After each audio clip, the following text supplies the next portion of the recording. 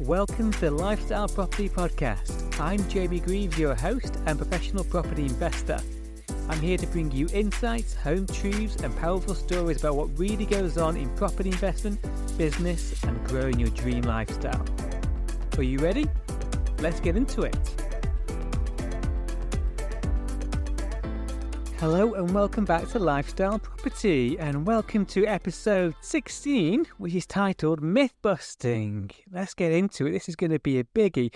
So this episode has been inspired by one of you wonderful listeners, and thank you so much. You know who you are, because I had a beautiful message on Facebook by a podcast listener. They hadn't knew me before, and they've been listening to various podcasts, and they thanked me for some things, and we had a phone call, and on that phone call they mentioned that one of the podcast episodes busted what a myth, and this myth had held them back from investing. They said for the past 20 years, one of the myths that I'm about to bust today for you had held them back for 20 years investing in property, and it got me thinking. And actually, some of the common myths that I'm going to go through today, they held me back. We make these stories up along the way through life to protect ourselves, but a lot of them are not true.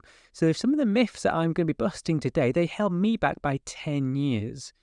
Okay, and they held this person back by 20 years, and who knows how long they've been holding you back, or they might be holding up your friends or family back. So if you're this might well be one to share with any friends or family that you think would love property investment, but they've been putting it off and then putting it off because, we need to bust some of these myths, really. So let's get into it. And thank you again for the wonderful person who's inspired this, one of you.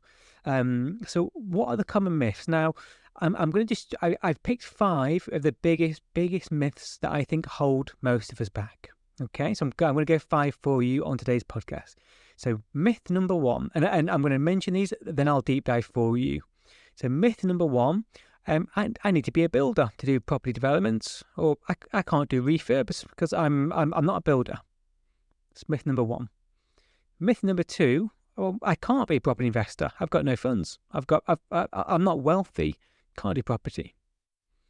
Myth number 3, I'm too young to be a property investor, or I'm too old to be a property investor.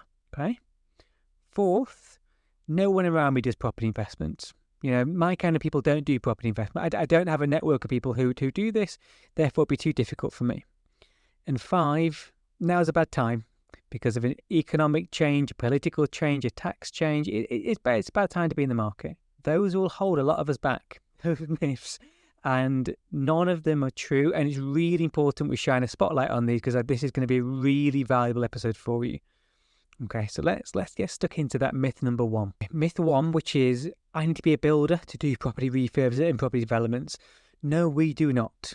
Okay, no, we do not. So I am not the most practical person in the world when it comes to refurbs at all.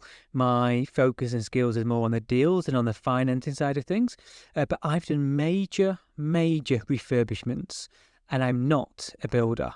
Okay, so for example, we own a beautiful manor house in Snowdonia National Park, former derelict care home that we converted into a big luxury holiday let, massive refurbishment, commercial to residential development.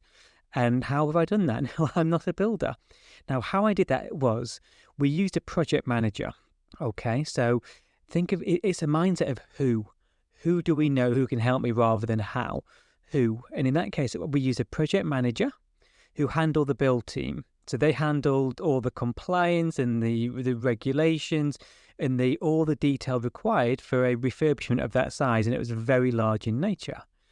Also, alternatively, we might do joint ventures with people who specialise. So you might bring the deal and handle the finance, and then they might handle the refurbishment if that's what they do. Okay? So they're solutions to these issues. Also, we can use professional contracts with good builders. So a good builder on a good professional contract with all the correct clauses in there, then we can do anything we set our minds to do.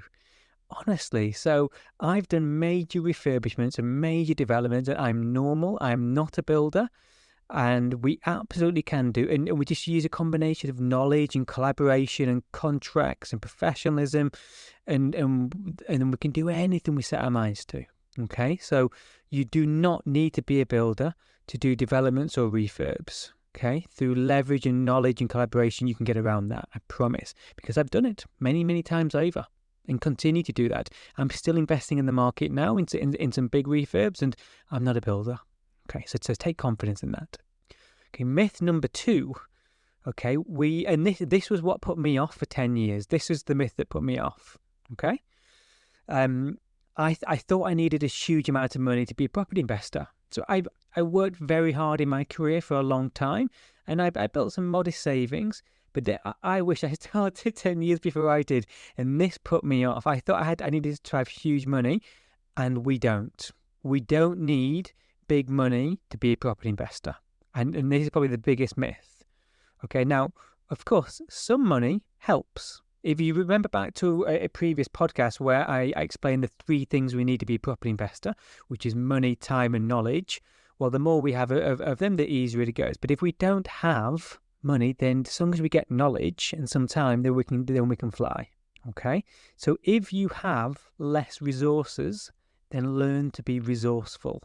Okay, and what does that mean? What does that mean in terms of reality for you listening to this? Well, if you don't have bags and bags of deposits in your bank account or in your anywhere with access to it, then, for example, learn how to find really good deals. Learn how to be a really good property investor. Focus on your knowledge, get training, get mentored, get support, get around the right people. And then if you have the right mindset and the right support around you, and critically, if you can find the right deals, then you can raise the finance for them. Okay? And you really can, because we've raised finance for a lot of our projects in a very, very ethical way, because the deal allowed it, and it's the deal which has to be strong. So this is your role as a property investor, to define and secure really, really good deals. Now, actually, some of the very best property investors that I know didn't start out with any funds. As crazy as that is, because when you don't, you have to start out with really, really good deals and really focus on your strategy and get really good knowledge, because you'll be raising money from the outset with things like joint venture partnerships and private loans and various other forms. And there's a right and wrong way of doing that, of course. But by not having that, it sharpens your tools, and then you can then raise finance and really progress your property investment career. So those who go on and scale, now there's lots of ways to be a property investor, as mentioned in previous podcasts, but if you are looking to scale a very large portfolio, then at some point you will work with other people's funds and you will collaborate with other people in a smart, ethical way, because we put money into our project. So I don't care if you start with £1 million, 10,000, 100,000, anything in between. At some point, your money will be in your projects, because we believe and we know the power of property. So if we get into the habit of raising funds and we learn how to do that ethically, then you can go and do anything you want.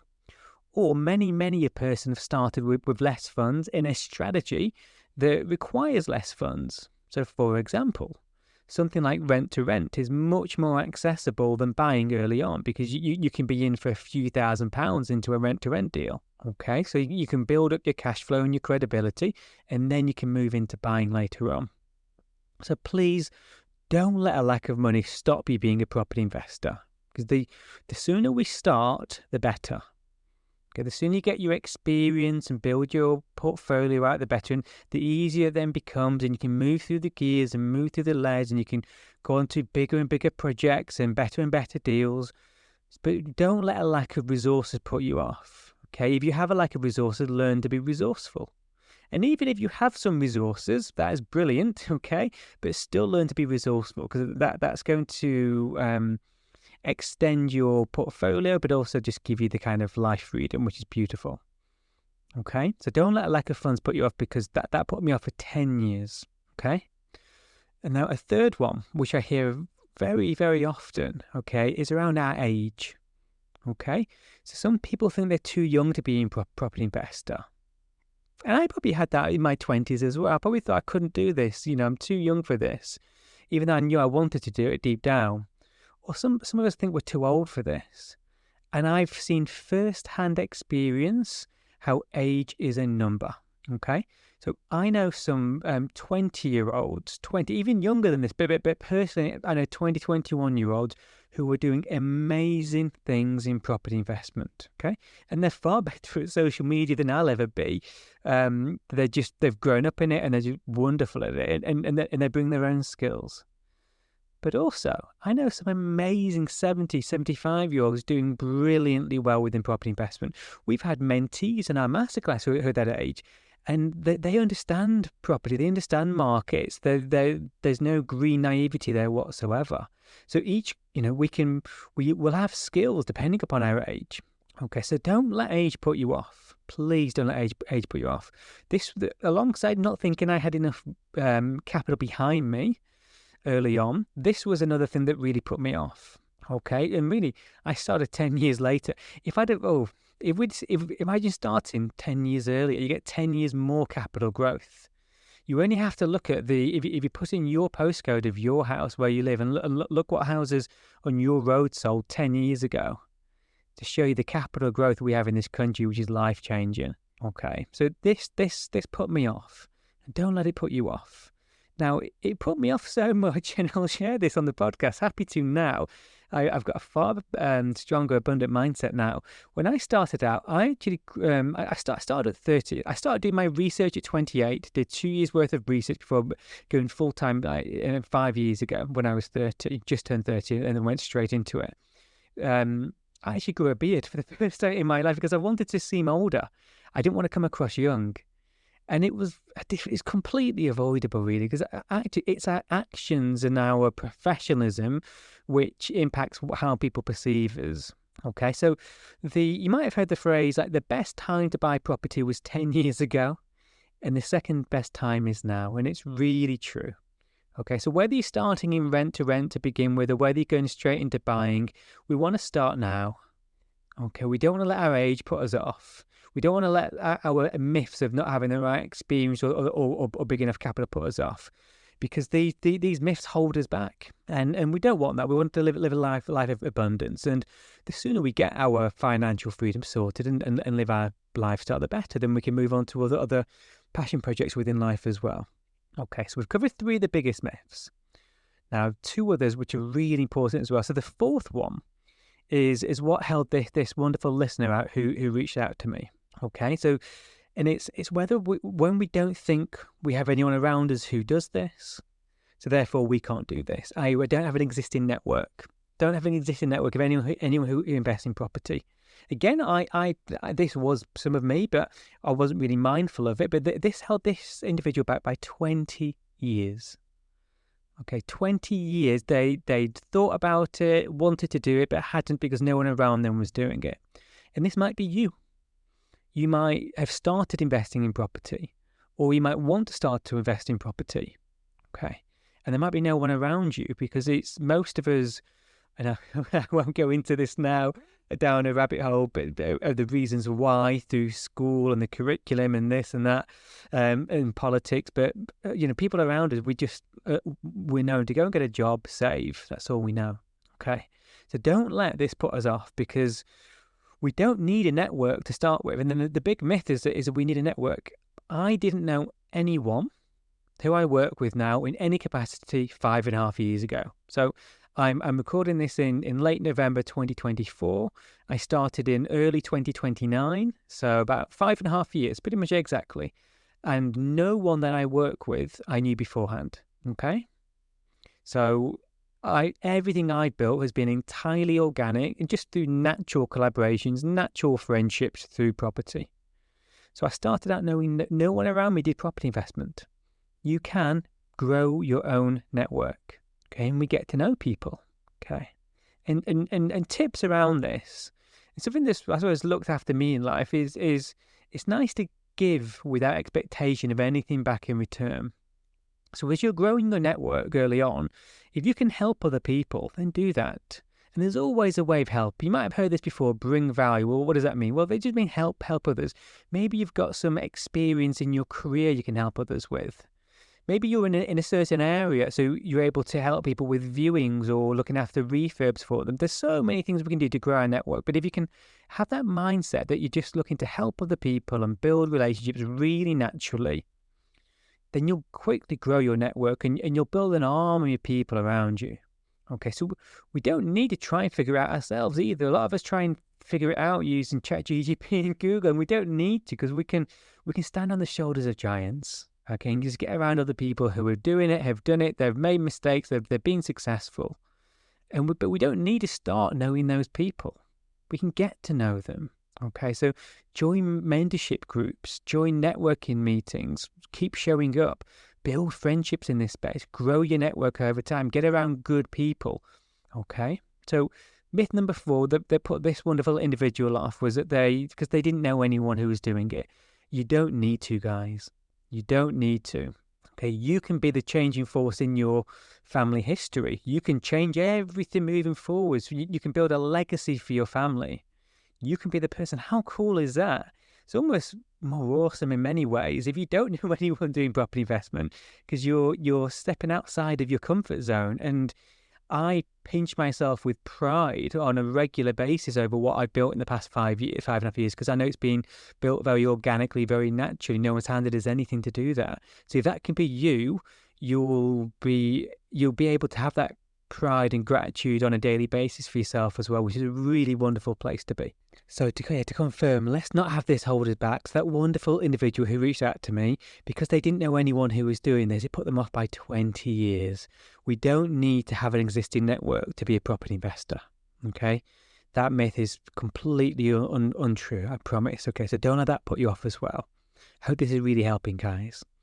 And then the 5th myth that I see holding a lot of people back, okay, and it's really unfortunate when this happens, it's really avoidable, is when we think it's a bad time to invest because of the economy. Okay, so maybe there's been a political change, maybe there's been an economic change, maybe interest rates are up or down or around, or there's tax change or inflation change, and then we sit on our hands and we don't do anything.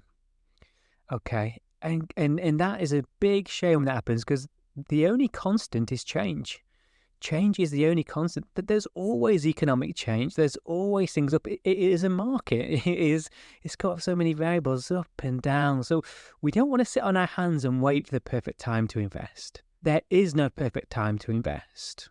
Okay, so you might have heard the phrase time in the market. So time in, 2 different words, is better and more important than timing the market. Okay, we don't want to sit on our hands and try and, no, I'm not going to invest, I'm going to wait for it. It's never perfect. Okay, it's never perfect.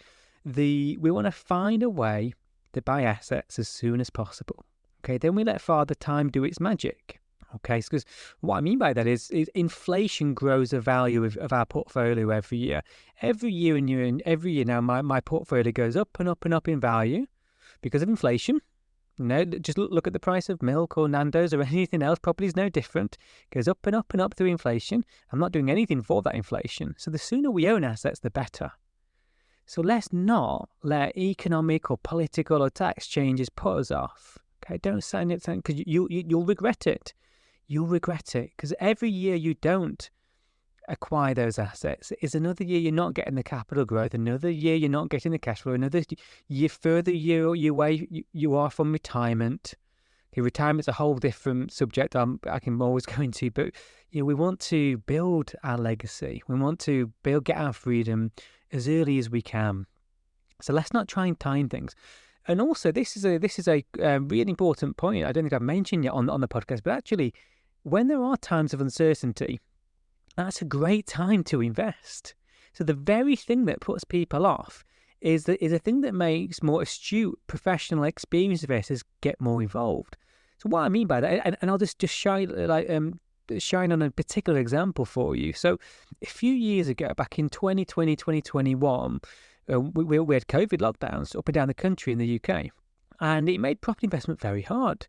So there was a lot of caution, right? Then everyone thought the market might significantly reduce, but what I realised is there was a lot less competition.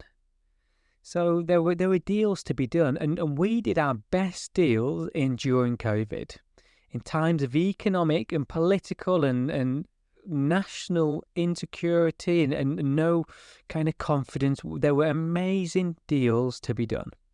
So we went in and did those amazing deals. We use the time of uncertainty, and then over time, all the mortgages kept returning, and then over time, the properties, everyone got more confidence, and then actually we went into that boom phase. But then if I'd have sat on my hands for those 18 months when it was really difficult, so when it was perceived to be difficult, okay, because there was uncertainty, but there were deals to be done everywhere. Why it perceived to be difficult, it was easy. Much easier because there were deals to be done. If I'd ever waited 18 months until everyone else got their confidence back, then people were outbidding each other, closed bids, properties were going for a fortune, way over asking price. And that's actually the risky time to invest because you might overpay. So we have to learn to be counterintuitive to grow our property portfolios, especially in that kind of way where we bought a lot of properties in that time, in a highly ethical way. Because it's times of uncertainty, which is the best time to invest. So the very myth that holds us back is the very best thing for us. Okay, so just know, and I'll perhaps cover this on a different podcast, but there are different economic property cycles out there. One that I follow is the 18-year property cycle from Fred Harrison. And really, there's only a couple of years every 18 to 20 years. So let's just call it 20 years for round numbers. Okay, so there might be 2 or 3 years out of those 20s where it's a bad time to invest, and that's when it's really, really hot, really popular, where things are going for gangbuster price. But all other times it's great, and actually when there's times of uncertainty, it's an even better time because you can get better deals done. That's when the experienced investors start to go in heavily, and it's certainly what I'll always be doing now because we know the game. We know the way around it now. So don't let economic instability put you off investing, because that could be the very best time to invest. Okay, so those myths will hold a lot of us back.